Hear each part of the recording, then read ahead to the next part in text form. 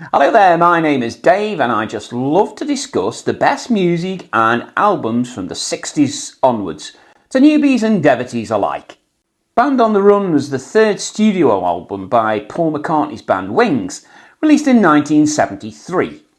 Having formed Wings after the Beatles breakup, McCartney took on a new level of creative control as the band expanded its sound into new pop-rock territory. It eventually went on to become the best-selling album of 1974 in both the UK and Australia. It remains McCartney's most successful album and the most celebrated of his post-Beatles works.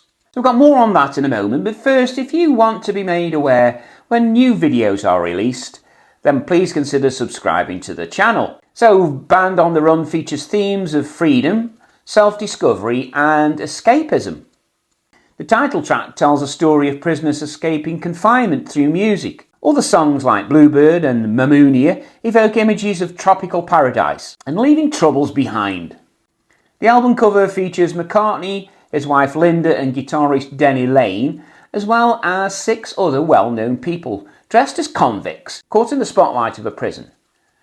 The other convicts on that cover were British chat show host Michael Parkinson, boxer John Conte, American actor James Coburn, UK writer and chef Clement Freud, UK actor Christopher Lee, and singer and entertainer Kenny Lynch.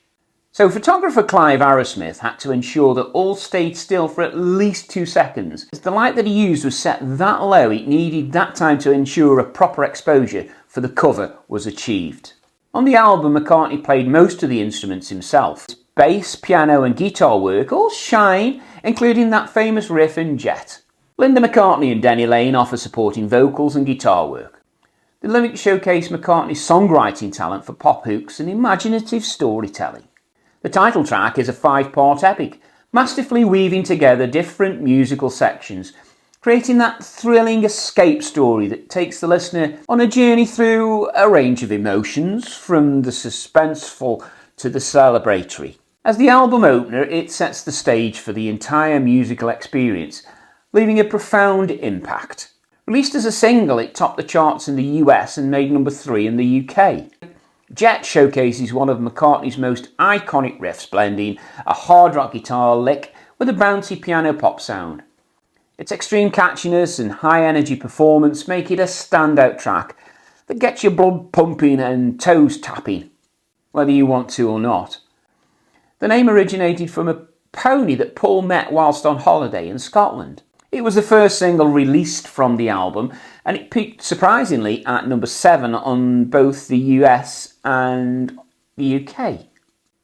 Bluebird transports listeners to a tropical paradise with its mellow vocals, dreamy harmonies and soothing acoustic guitar. Written by Paul and Linda whilst on holiday in Jamaica, the song captures the essence of Beatlesque pop songwriting at its finest, creating a scene and enchanting atmospheres. Mrs. Vanderbilt picks up the tempo with its fast-paced piano-driven rock and witty lyrics about high society. It's a fun and spirited track that adds a dynamic contrast to the album's overall tone, with the opening lines of the song based on the catchphrase of English musical performer Charlie Chester. The track ends with some fake studio laughter added that all the band felt was ridiculously amusing. I must have missed that bit. Let Me Roll It channels John Lennon's raw rock style through its bluesy guitar riff and bold vocal delivery. This gutsy performance stands out as a highlight, showcasing McCartney's versatility and musical prowess. The track has often been likened to a pastiche of John Lennon's distinctive sound, especially with the echo on the vocals. Paul has always maintained he didn't really realise it sounded like John.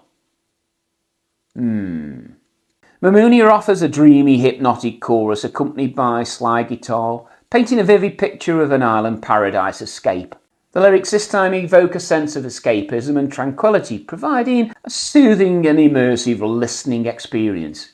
It was a joint effort from Paul and Linda again, and was written when the couple were in Marrakesh in 1973.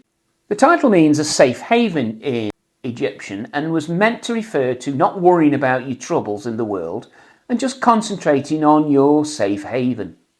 No Words is Denny Lane's only writing credit on this album. The song dates back before Red Rose Speedway actually, but it wasn't fully completed until Band on the Run was well underway. Producer Tony Visconti arranged the orchestra to support the track, and the lead vocals are Paul, Linda and Denny all singing together at the same time. Picasso's Last Words, open parentheses, Drink to Me, close parentheses, is a poignant acoustic ballad that contemplates mortality. The track's beauty and reflective nature leaves a lasting impression. It includes a mini reprise of Jets and Mrs. Vanderbilt in it. The story goes that whilst McCartney was on holiday, was he ever not on holiday? In Montego Bay this time, he got onto the set of the film Papillon, starring Dustin Hoffman and Steve McQueen, and after a dinner with Hoffman, and while playing around on his guitar, was challenged regarding his claim that he could write a song literally about anything. So there was a magazine on the table and the front page was reporting on the death of Pablo Picasso at the time, and McCartney promptly started to sing "Drink to Me, drink to my health, you know I can't drink anymore," to rapturous applause from Hoffman and his wife. 1985 or 1985 closes the second side with a bold departure from the previous tracks, featuring futuristic synthesizers that evoke a sci-fi soundtrack and robotic voices. This experimental change of pace takes the listener on a new journey, showcasing McCartney's willingness to push musical boundaries and explore uncharted territory. The finish to the song is a full orchestra, mellotron, organ and horns. It was a very different track for Wings back in the day. Critics praise Band on the Run as McCartney's finest post-Beatles effort. It scored very highly across reviews, commending its concept, its catchy pop songwriting and the improved vocals from McCartney. The album won a Grammy and hit #1 on the charts in the US and UK. I love this album. I'd rate it as a 9 out of 10. Its songs overflow with melody and personality.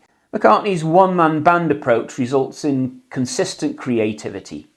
Whilst a couple of the tracks feel a little slight, most deliver start to finish. It's an uplifting triumph. Best track on the album for me is 1985, purely for the fact that it's as close to a prog track as he probably ever did after the Beatles. I'm prepared to be challenged on that one. From its title track epic to infectious rocker Jet, Band on the Run finds Paul McCartney breaking free into carefree pop mastery. For any music fan, it offers a joyride well worth taking. So there you have it. These are my thoughts on the album, Band on the Run from Paul McCartney and Wings. Let me know yours in the comments below. I hope you found this video interesting. If you did, remember to press the like button. Whilst for links to purchase this album or other ways to support the channel, please check out the details in the description box below. On screen now is a link to a reaction I did for a track by Supertramp. This is a reaction I did a few months ago now. Thanks for watching, and until next time, I'll see you later.